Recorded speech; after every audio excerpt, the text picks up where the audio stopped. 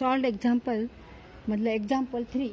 If x y z negative x y Z and x negative y z are the elements of the determinant and it is equal determinant value equal to k x y z, then find the value of k.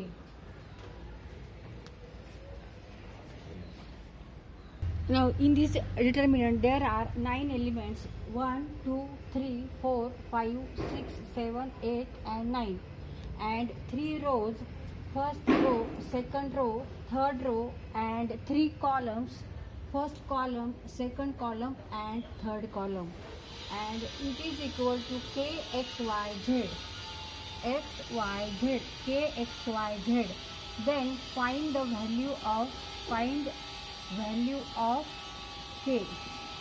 तर इथे आपल्याला k ची value काढायची आहे. Determinant दिलेला आहे, तर determinant आपण एक्सपांड करून सुद्धा इथे k ची व्हॅल्यू काढू शकतो, पण त्यामध्ये आपला जास्त वेळ जाईल. त्यामुळे आपण इथे यूज करणार आहोत use your properties of determinant. तर इथे आपल्याला डिटर्मिनंटची प्रॉपर्टी वापरायची आहे.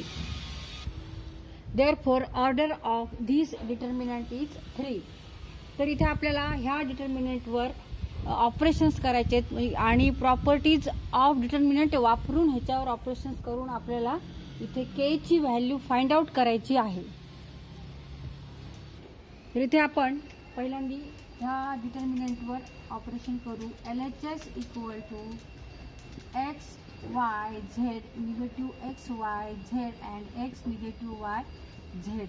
नाव change row R2, change row R2 plus R1. इथे आपण चेंज काय करणार आहोत, row 2 is here row number आणि तो आपल्याला चेंज करायचा आहे. त्यामध्ये आपल्याला एलिमेंट R2 चा पण घ्यायचा आहे आणि रो R1 चा पण एलिमेंट घ्यायचा आहे आणि दोन्हीमध्ये काय करायचं आहे, ॲडिशन करायची, सम करायची. तर आता इथे रो 2 चे एलिमेंट्स कोणते आहेत, निगेटिव्ह एक्स वाय आणि झेड. Row 2 is this.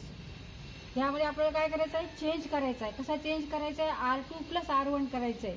म्हणजे एक्स आणि निगेटिव्ह एक्स यांची ॲडिशन करायची. Negative x plus x equal to 0, y plus y equal to 2y and z plus z equal to 2z. आता इथे आपण ऑपरेशन झाल्यावर determinant कसा असेल ते लिहून काढू. इक्वल टू हे एलिमेंट्स तसेच ठेवायचे. फर्स्ट रोचे एलिमेंट तसेच ठेवायचे एक्स वाय झेड. सेकंड एलिमेंटवर काय करायचं, सेकंड रोचे जे एलिमेंट आहे त्याच्यावर कोणतं ऑपरेशन करायचं आपल्याला, R2 plus R1 means 0 2y, y plus y 2y, z plus z 2z, and write remaining rows as it is, x negative y z.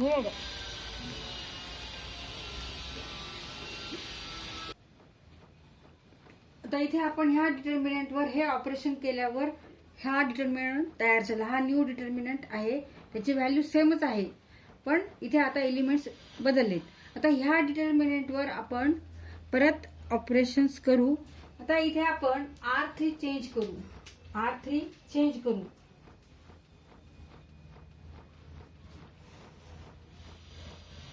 R3 change to R3 plus R1 करू. R3 change to R3 plus R1 म्हणजे elements जे row 3 चे आहेत त्याच्यामध्ये आपल्याला first रोचे element add करायचे, त्यांची ऍडिशन करायची. X plus x 2x, negative Y plus Y 0 आणि झेड प्लस झेड 2z. आणि ते सगळे आन्सर कुठे लिहायचे आपल्याला, तर थर्ड रो ला लिहायचं. आपण थर्ड रो चेंज करतोय. थर्ड रो मध्ये कसा चेंज करतोय, तर थर्ड रो चा एलिमेंट आणि फर्स्ट रो चा एलिमेंट करस्पॉन्डिंग एलिमेंट आपण यांची ऍडिशन करतोय. मग इक्वल टू, आता हा रो तसाच लिहायचा. First row write as it is, second row write as it is, and third row आता चेंज होणार. आपण R3 चेंज करतोय. थर्ड रो चेंज करतोय, मग x plus x, x plus x 2x, negative Y plus Y 0 and z plus Z 2z.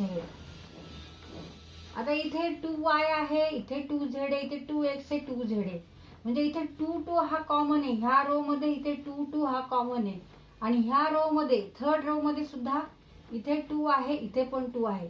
तर आता आपण काय करायचंय, दोन हे कॉमन घ्यायचे. Take 2 common from row R2 and R3. तर ते दोनदा लिहायचेत आपल्याला.